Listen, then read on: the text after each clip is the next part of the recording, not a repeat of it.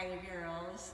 My name's Elise, and Angie has graciously asked me to help you get your shoulders and your backs and the back of your legs healthy because you do such a wonderful service to everybody. And I know the posture that you're in a lot, and most of us are in the same posture, including myself. It's kind of this type of posture all the time. So the moves I'm going to show you are very easy. You can use props if you want. They're not expensive, and I'm going to show you some things that you can do instead if you didn't want to purchase any of the props. I highly recommend what I do have here though, and you can find them just about anywhere. So what we're going to start off with is a long strap. So this one in particular happens to be 10 feet long, and you can find it online if you want to as far as buying a strap. If you buy a strap, just make sure it has the buckle kind. This really isn't a buckle, it doesn't snap together, but the plastic type. Otherwise you'll find ones that have the D-rings. I don't recommend the D-rings because your strap will slip. This isn't a deal breaker. You can use a necktie, you can use the tie to a bathrobe, anything that's strong that doesn't have give to it, okay? We have one weight. It's a 5-pounder. You don't have to use 5 pound. You can use a 3 pound. If you're feeling really ambitious, you can use a 6 pound. I wouldn't go any heavier than a 6 pound. If you don't want to purchase a weight, find something that's about the same heaviness in your cupboard. Make sure it's not glass. If you drop it, you don't want broken spaghetti sauce all over. The last prop we have is a yoga block. They come in a couple different sizes that you can buy in the store. Target has them, just about any place. TJ Maxx is a great place to look. This one is one of your thicker ones. I should have measured, but I didn't. So I would say it's probably the 3.5, maybe 4-inch block. It's nice to have the thick one for at the very end when I have resetting our low back. All right, so when we get started, and Angie has a list for you that I've already typed up. It talks about just getting your surroundings ready, and you just want to prepare yourself. So I'm wearing loose clothing. You don't have to wear yoga accessories or anything like that. You don't necessarily have to have a mat. Just make sure your surroundings are clear so you have freedom to move.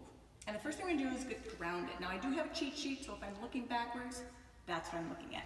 So the grounding part is just getting your body ready to settle in. Now as we go through each of these, I'm not going to take you through the whole thing, every single step. I'm going to give you the basics and say, you know what, think about doing this, 5 on this side, 5 on that side, or 10 on this side, or 10 on that side. Kind of play around with what you want. Angie also has some guidelines of, you can mix and match things. So if you're finding that this is really working well for you, do that and skip some of the others. You don't have to do all of them. I encourage you to mix upper and lower at the same time though, just so your whole body gets balanced. So getting grounded, you just want to take everything that you've experienced throughout the day and let it go. And if you're doing this in the morning, don't think about all the things that you have to do in the daytime. So we're just going to get relaxed. Think about your posture. Might be the only time that you are thinking about it. So we're going to sit up nice and tall. And feel free to close your eyes. I'm going to take some nice deep grounding breaths. I'm going to use the whole body for the breathing.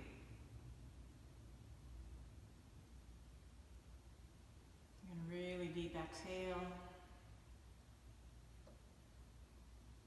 I'm going to clear your mind. This might be the hardest thing to do.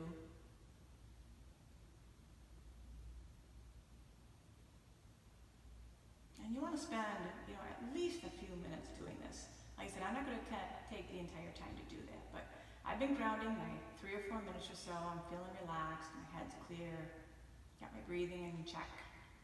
So I'm going to warm up my neck. A lot of tensions held in the neck, a lot of tensions held in the shoulders. So we're going to bring our heads down, tuck the chin slightly in. That gives a little bit more roundedness to your neck, so you're not just letting the head pull the neck down. Spend a few breaths here, and you come up to neutral. Think about really extending up tall through the head, and then back. Now everybody's cervical neck, right back here, is different than everybody else's. So kind of just keep in mind what's comfortable for you. Doesn't have to be far. Again, a few breaths there. And back to neutral. Then I'm going to turn over shoulder. This is called rotation. You can see you're just kind of taking everything through range of motion, real gentle. And then back to center. And then of course we'll go to the other side. Anything you do on one side, you're going to want to do on the other side as well. And back. If you're finding any area that needs a little more attention, I'm going to turn this way so you can see better. This is lateral flexion. If you find any area that needs a little bit more of your attention, go ahead, spend more time there. You can do some add-ons, a press of the palm, or little fingertip and head. And back up tall. Notice I always say nice and tall, it's always a reminder. And the other side. And again, spend several breaths there. Now you should be all relaxed and more focused on what we're going to do next. And our next thing is constructive rest pose. Now I'm going to have my weight nearby, and this is just if you want to go through these things. So as you go through them and you're deciding, yeah, I think I want that and I want that, have your things within reach for you. So constructive rest pose is where the feet are on the ground, your knees are bent, and you can take your time to come down. And anytime you change position, you just want to take a moment or so and let your body adjust. I call it taking inventory, seeing what's going on. I'm going to be taking a couple deep breaths. And we're going to start with the core. I think the core is one of the most important parts of the body, because if your core is strong, extremities can be strong also. And with all the sitting that we do, we really don't have to use our core much for anything else. So we're going to start with some pelvic tilts. That gets the low back ready as well as the core ready for actual core. So we're going to find the boniest part of our pelvis. And yeah, you got to push through flesh and move stuff around. All right, so I found the very top of my hips. Pulling in, so I'm going to use my core muscles to shorten them, and I'm going to actually pull my pelvis in. So I'm not pushing through my feet or the back of my legs or my butt to allow this to happen. I'm going to pull in.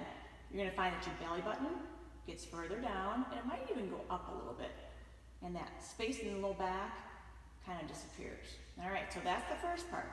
Then you're going to relax, and then kind of exaggerate the pelvis, top bony parts, towards your thighs. Exaggerating the curve in the low back. So doing this, we're lengthening muscle groups from the low back all the way into our bottoms and the back of our thighs, freeing up the plane of our pelvis a little bit. Now, anytime you need reminders, go ahead and feel those points.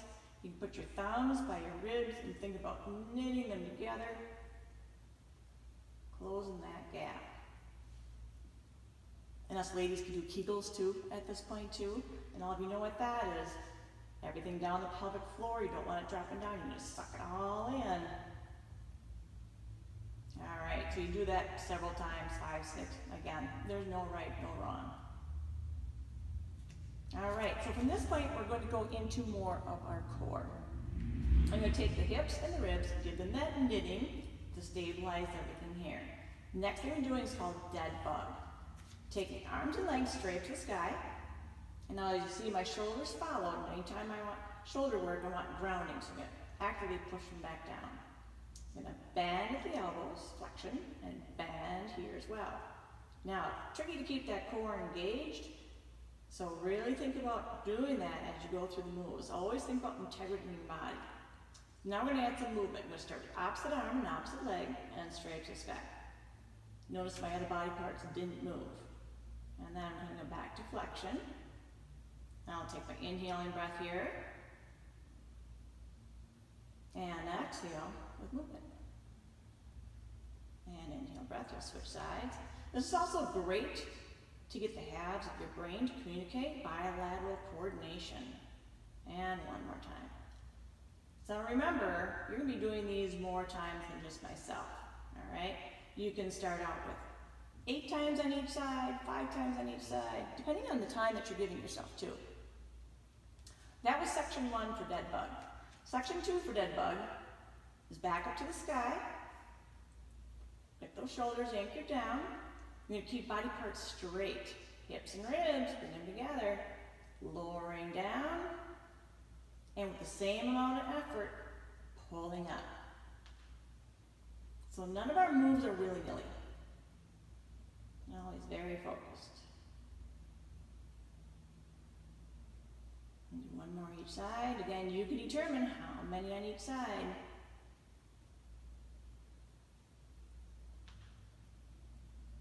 And last one. Now in between these things, you can always bring your knees and chest, give them a little hug, or morning stretch. But we have one more section of dead bug. Do you have to do all 3 sections? No, you don't have to. Back to constructive rest pose. I have the knitting. Take the arms and legs to the sky. Shoulders come down. Arm and leg, it's always opposite when you're doing these moves. Out to the side with the arm, full range. And same with the leg. This opposite side of your body is not going to tilt to get that leg down. So as far as that leg goes, without pulling the side of the body, that's it. And pull back in and up. And you'll switch sides. You might notice, like myself, one side has more range than the other. That's okay, it's just how you're built. And one more side. And last side. So that dead bug for the core. Getting everything warmed up. Hug the knees if you want. And or morning stretch. All right. Cheat sheet. Excellent. Okay, so now I am going to turn so my head is facing Angie, and I'm going to use my weight because she's going to kind of hone into my shoulders. Now this you can do every single day. All these you can actually do every single day, or you can just pick and choose some of the things you want. All right, so I'm checking with Angie. Can you see my shoulders? I can. All right, back to constructive rest pose. So, shoulder reset. The round part of your humeral head fits in your shoulder, kind of like a shelf. And with our bad posture, I'm going to do it backwards. This would be the front of my body. Bad posture, that humeral head starts to tip forward, giving us that rounded shoulder appearance. So I want my shoulders back. I want that humeral head to stay back and protected. So I'm going to reset it. So using whatever weight that you want, I haven't said that, I'm going to use a 5-pound. I'm going to bring a little bit of activity into my core just to protect the low back. So taking the weight, doesn't matter which side you start on, I'm going to reach that weight straight up to the sky. Now again, notice my shoulder followed through with it. I don't want it there, I want it back, so I'm going to push back. And I'm going to let that weight feed into my arm and into my shoulder. And I'm consciously pressing that shoulder into the ground as I do some movements. Other side of your body, just let it rest. We'll start with some small circles.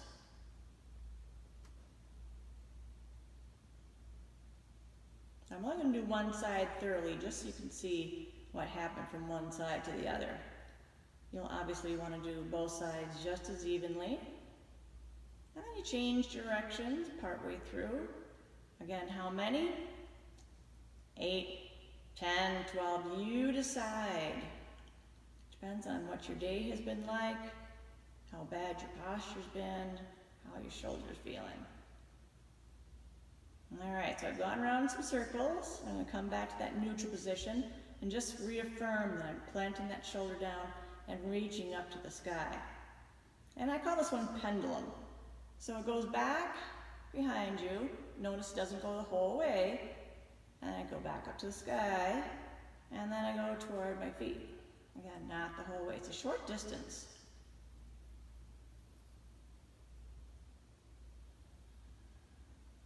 Focusing on your breathing.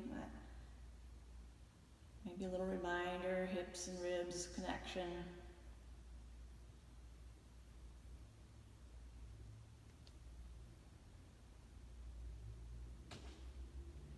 I'll just go one more forward and back.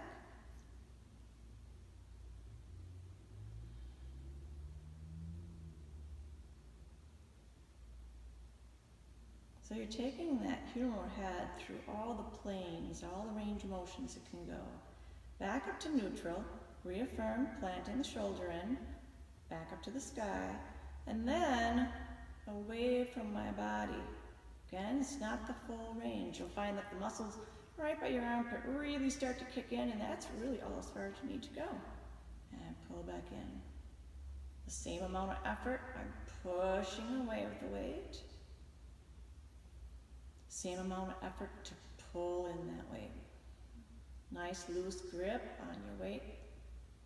And wrist is neutral, so not cocked outward, not tipped forward. Let's do just a couple more.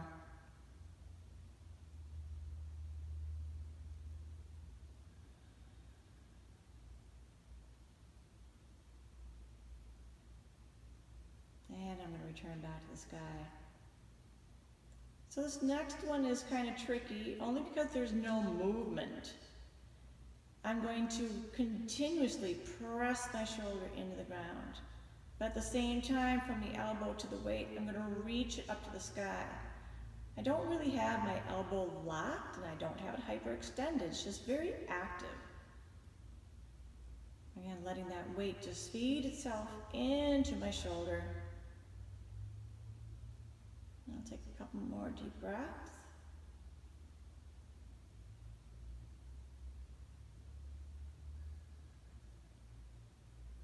And I'm going to give a slight bend to my elbow to let the weight come down. Now, I really didn't measure with my hands, but I don't know if Angie can see any difference from one side to the other. Sure can. So guys, what I want you to notice is that Elise's left shoulder, you can see that it's further off the floor than her right shoulder. And at the retreat, this was super helpful. The oral care specialist, you could all feel the difference in your shoulder once we did this movement. And so this, I think, is really helpful for us as we go through our days kind of hunched over. Yeah, definitely. Now, if you wanted to kind of feel if it really was effective, before you started the exercises, you simply take your fingers, bend at the elbow, and then find your collarbones where they kind of start at the notch there, and work your way across the shoulders. Oh, yeah. So without actually stepping outside my body, because I couldn't do that, I can feel that this one is rounded more toward the sky, and this one feels like it's tipped back further. It's not a huge difference, but it is a difference. So if I had gone through a little bit more time on each circle and more time with each one, I think there would be more notice. Now, if I were you, I would obviously do the other side.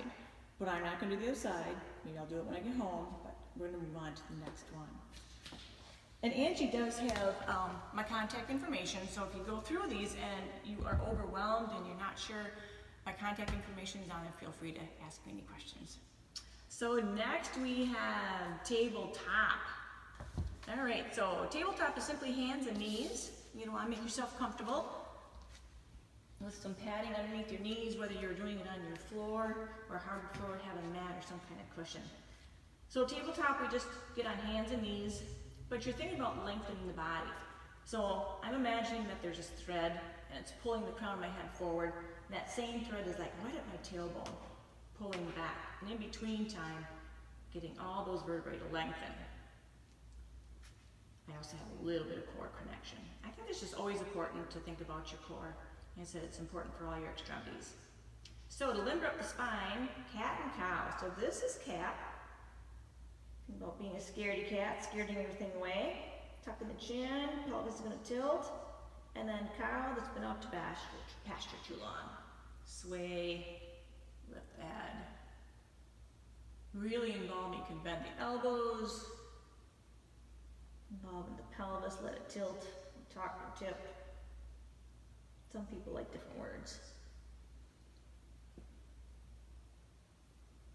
You can add side to side too. Get in the side body. And you can even make big dips. So no right, no wrong, whatever feels good. So we'll do those several times. Then we're going to come back to regular tabletop stationary. Muscles in the back side, your extensors, don't get a lot of exercise because we are flexed a lot. So anytime that you can bring your body open and extension, that's the way to go. Opposite arm, opposite leg again. Again, it just has your halves of your brain communicating. You're going to extend an arm and extend a leg. And you can do that without trying to sway the body to one side or the other. And this is great weight bearing for ladies as we lose bone density and muscle mass. Anytime that you use your own weight, we're increasing it. We'll take another breath. I measure everything in breaths, so. And back down. Again, you might find that you want to hold it longer, or maybe you need to build up to it, and that is fine. Come back to tabletop. If you want to add cat and cow, go ahead. Otherwise, it's tabletop and neutral. I've also rolled my arm bones in just a little bit. That just gives your body a little bit more stability. And we'll switch sides. Nothing's fast. You notice my head's not dropped either. Think about the weight of your head, about 8 pounds worth. You don't want to be pulling on your neck unnecessarily. And again, be taking a couple deep breaths. Think about reaching through the fingers and the toes. It's fine to move fingers and toes around. And back to grounding. I say grounding because it is truly the body parts that are touching the surface. Cat, cow, if you like. All right, next on our list, we have, so the next part is warming up of your choice. So we're going to get into the lower body now with the hamstrings, back of the legs. So for warming up, you can do some marching. You can do some brisk walking. I'm just going to do a couple runner's lunge, just because that's what I'm familiar with, and it warms up the back of my legs. So this is downward facing dog. I'm going to look up between my hands, and I'm going to step forward. You can get here from standing as well. So standing position, arms come down, take a leg and step back generously. If you have a block, you can use that as a prop. You can have a stack of books, a can, doesn't matter. And then I would either step back to downward facing dog so I can switch my legs, or if I'm standing up, I would still switch my legs.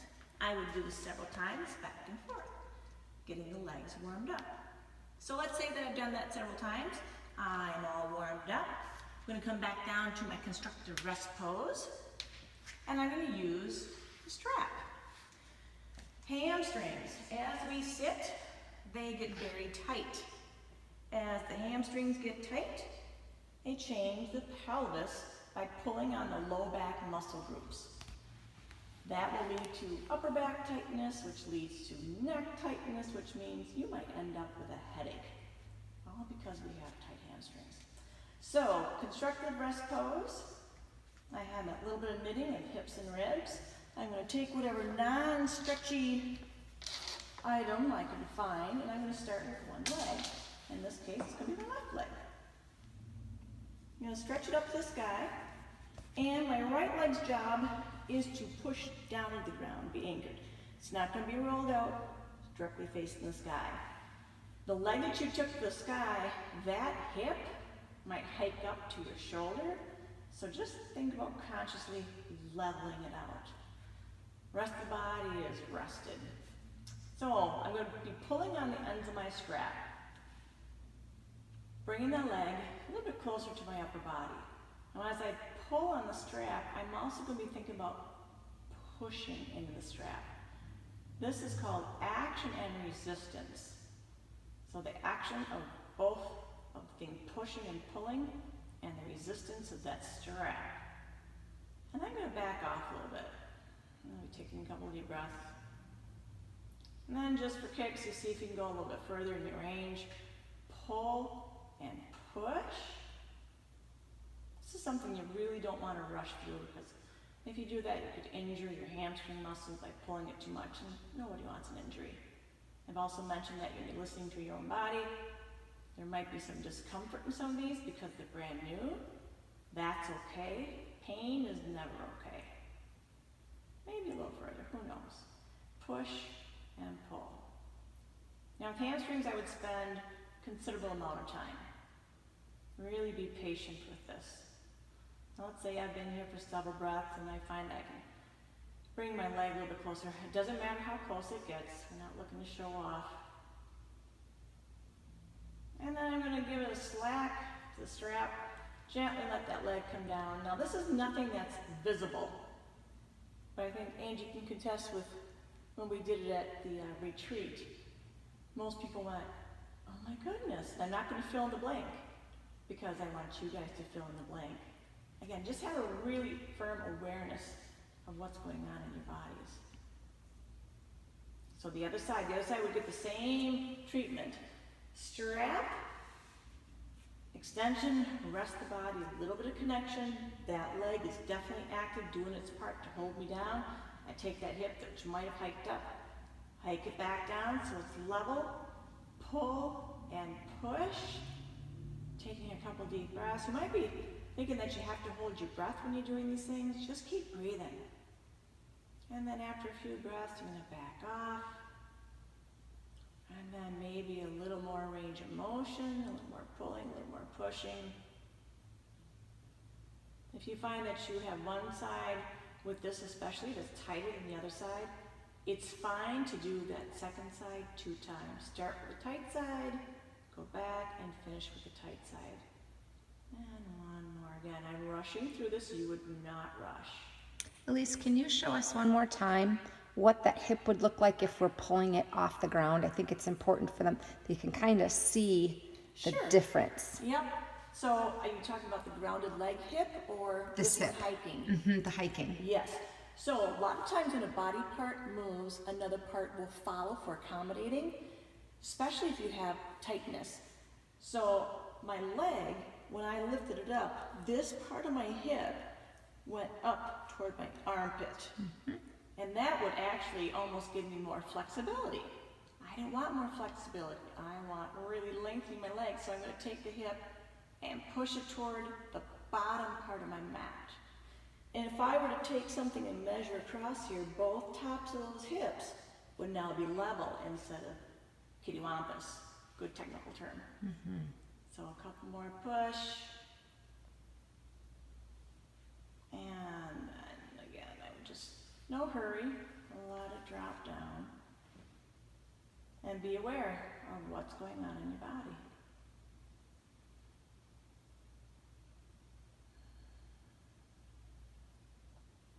All right, that was for hamstrings. We have shoulders again on deck. So some of the things I'm showing you are going to reset shoulders just in a different way.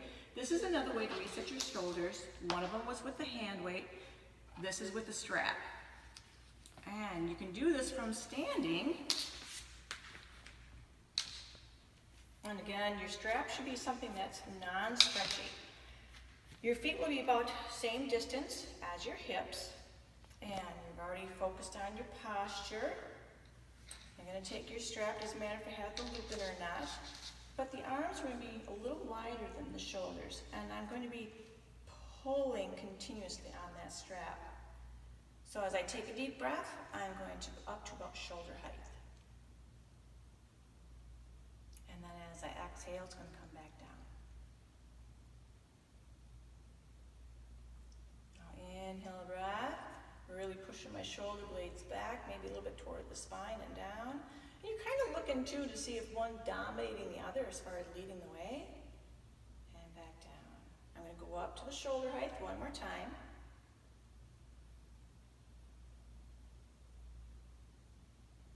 And down. Now you would do several more than that. After those, you're going to relax, round out the shoulders, maybe shrug them, roll them around a little bit. Want me to move back a little bit, Angie? You're good. Okay. The next portion, again, pulling on the strap, shoulders are back and down, hips and ribs a little connected, all the way to the top of the head. Take a nice deep breath, lead the way up. Now, this is someplace I always advise, really paying attention to how your shoulders feel. Again, discomfort, because it's new or you're tight, is okay. Pain, never okay. And inhale, breath all the way up. Still pulling the strap apart. That's why you want something that's not stretchy. And yes, you are working your muscle groups, so don't be surprised if your arms are tired from this. I'm going to do one more. Again, you would do several more. Several meaning maybe 5, maybe 7, maybe you're up to doing all 10. And all the way back down. And you let the strap slack. And roll around a little bit. So there's one more section I'm actually going to turn around just for ease of viewing. And this one I really advise caution with because it is dramatic with the shoulder range motion-wise. Most of us, including myself, need a little bit wider grip on the strap. And that, again, that's why it's meant to have something long. Pulling it apart. It'll start with going straight up to the top of the head like we've done. But now we're going to take it along the back side of the body. I'm going to keep it as tight to the back side of the body as you can. When you get to about here, your arms are going to actually want to kind of roll out and down, and that's fine. And then you pulling it back up. And go back down in front. If you find that when you get to the top of the head, and you're doing this kind of thing, you know, start with a wider base for your hands, and don't go down quite as far. Just pull down, and then all the way up and back. Maybe you'll increase your range of motion, and maybe you won't. Again, safety is always going to be the most important thing. This is what it looks like from the front. Skimming down and back up. And back to the front. And when your strap is done, you're going to take a couple deep breaths again. Let the shoulders move around. Listen for clicks and pops. Mine are starting to actually go away. So, done a good job. The next one is traction. Now, it's handy to have the block to either sit on this way, so you just have more room for shoulders because your hips are off the ground, or this way. I'm just going to do this way for a change to give some range to my ankles.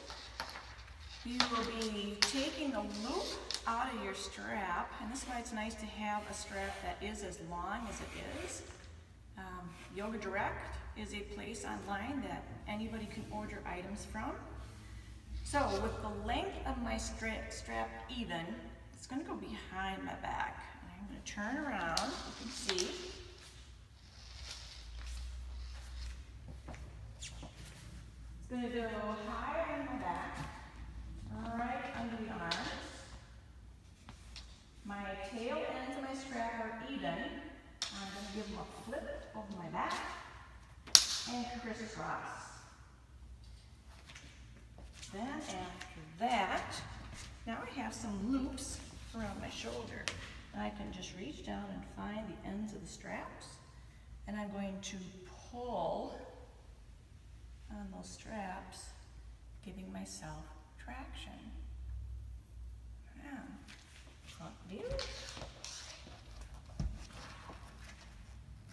And back view. So you pull those shoulder heads back. Notice I'm not overextending my low back, so I've got those hips and ribs connected.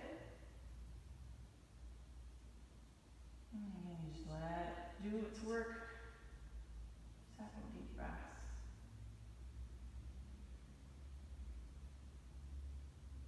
And you're releasing the strap. You probably want to shake your hands out because it is a little intense on the hands. If you have any hand issues as far as arthritis goes, I would skip this one and do some of the other ones, which are just as effective. Last but not least, we mentioned that low back. As muscle groups tighten, it changes your pelvic tilt. As the pelvic tilt changes, everything from there on up changes too. So we're back into constructive rest pose. And once you get here and you get grounded, taking several breaths, oh, my shoulders feel good, by the way. So I have clearly just about a whole handful as far as space underneath my low back. And that's not a bad thing. But it also means that things are pretty tight within my pelvis, my psoas, which is a big group of muscles from lower body to inside the pelvis that are getting tight. So I'm going to take my block. That's why it's nice to have the thick block. I'm going to hike my hips up, slide that block underneath. Now, misconception, I'm not going to put it under my low back. I'm going to slide it down all the way on my coccyx, which is the last bony plate of your pelvis. It's going to feel like you're almost sliding off this way. Pulling a little bit further. There we go. I'm going to let my arms rest. Feel free to close your eyes here. This will be about the last thing that you're going to do. No matter what kind of ingredients you put, I call it a stew, I think kind of fun. The ingredients that you decide to pick to work on. Because all you have to do here is relax. This is also called the melt method. That uses some different props. You can use balls, foam rollers, blocks.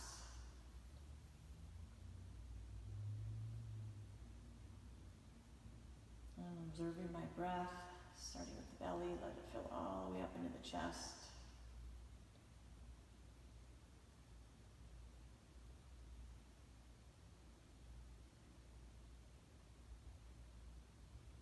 Now, think about the muscle groups I mentioned, almost acting like a hammock.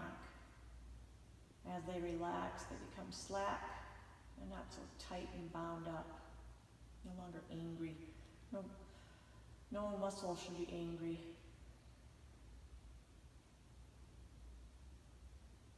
Let's take a couple more deep breaths.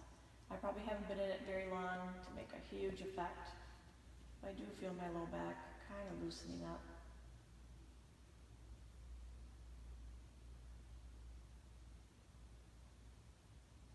So put a do not disturb sign on your door as you're going through all this. You have to lift up and block out of the way. Always take your time to let the spine adjust, coming all the way down. Let's just see if it's made a difference. It feels like a little better. Alright, so I could fit a whole hand underneath before. And ask God, I didn't, physically change this, so a little less space. I can get just about my hand under, but it's some work to do that. And aside from just giving in to the block, I didn't do anything. I just increased my inhales and exhales. I let my muscle groups do the rest. Well, of course, you don't want to be in any rush to come out of anything, so take your time to adjust. And you just come up and sit comfortably. Maybe close your eyes again, just reflect on how your body feels.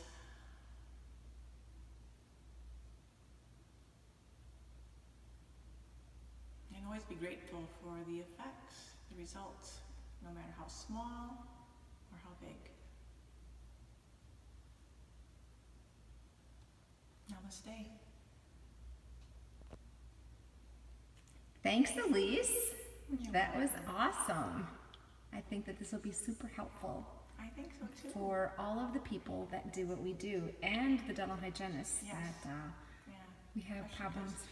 This is their posture lot, and not to mention the emotional stuff that gets tied up in the shoulders, because women especially, I'm not picking on men, but I think women especially have learned to carry so much weight of the world on their shoulders. And before you know it, those shoulders are trying to carry more and more and more, and they're way up here and they're way in here. And so treat yourself well. Thanks, Elise.